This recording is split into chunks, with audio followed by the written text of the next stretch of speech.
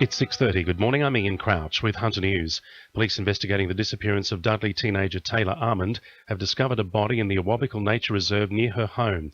An autopsy will be carried out today in a bid to formally identify the remains, which police say had been at the location for some time. 16-year-old Taylor went missing from her home on Sunday, October 12. The death is not being treated as suspicious. And if you or someone you know needs help, call Lifeline on 13 11 14. Police say two men on the run over a series of violent attacks on Hunter drug dealers are believed to be armed and dangerous. Heavily armed police raided homes in Carr Street, Rutherford and Western Avenue, Taro yesterday in the hunt for Michael Carroll and Kevin Hams, who've allegedly been terrorising and attacking drug dealers at Tanambit, East Maitland and Cessnock before escaping with their entire stash of drugs. Active Detective Inspector Mitch Dubovsky says the men should not be approached. The males we want to speak to are in relation to a number of very serious offences, very violent offences. And the community have an expectation that we'll conduct our operations as safe as we possibly can to get these people into custody. If people know where they are, or who they are, or where they're staying, please get in contact with us. A police raid at Islington has supporters of medical cannabis up in arms. Drug squad officers seized more than 100 plants and oil from the Watson Street home, where it's alleged a hydroponic setup had been operating. A 65-year-old man has been charged with cultivating a commercial quantity of cannabis.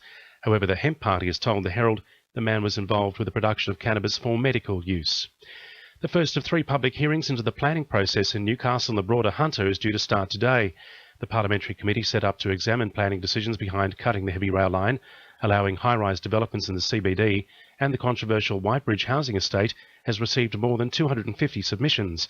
Committee member and Greens MP David Stewbridge says the government needs to listen to community concerns. There's an important role in the Parliament in making sure that the voices from Newcastle are amplified and they're given every possible opportunity to influence government decision making. And of course, let's be clear about it, we've got a state election coming in a few months and governments tend to be more willing to listen in those short months leading up to a state government election. Port Stephens has become the first regional community in Australia to participate in a community job program which uses mobile technology to connect job seekers to employers looking for staff.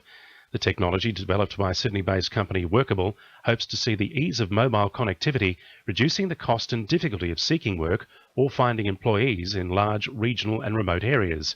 Port Stephens Mayor Bruce McKenzie says technology is the way to engage young job seekers. One of my favourites is to create employment for young people. This will enable them to get on their phone, seek out vacancies, contact the employer, send their resume via the phone in a matter of seconds, have a photo session with the employer. And I'm just proud that they've chosen magnificent Port Stephens to initiate this program. And a seniors forum is being held this morning to help older citizens have access to a wide range of information from a range of services.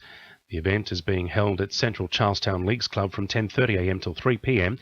Shortland MP Jill Hall says the information will be helpful to senior citizens who might feel overwhelmed dealing with service providers on their own. Lake Macquarie City Council will be there talking about the services that they provide for older people in Lake Macquarie. The New South Wales Police will give a fantastic presentation, as they always do. We'll have somebody from the Law Society coming along talking about wills, power of attorney, Centrelink and the Heart Foundation. Now with sport, Belinda Delaceres. Newcastle Jets skipper Q Yarlines insists he's determined to silence Melbourne Victory's strike force when the two sides face off in Saturday's Round 5 blockbuster. It comes as Victory striker Besart Berisha returns from a thigh strain after scoring an impressive 4 goals from just 3 games with the squad, rating him as the A-League's most dangerous attacker.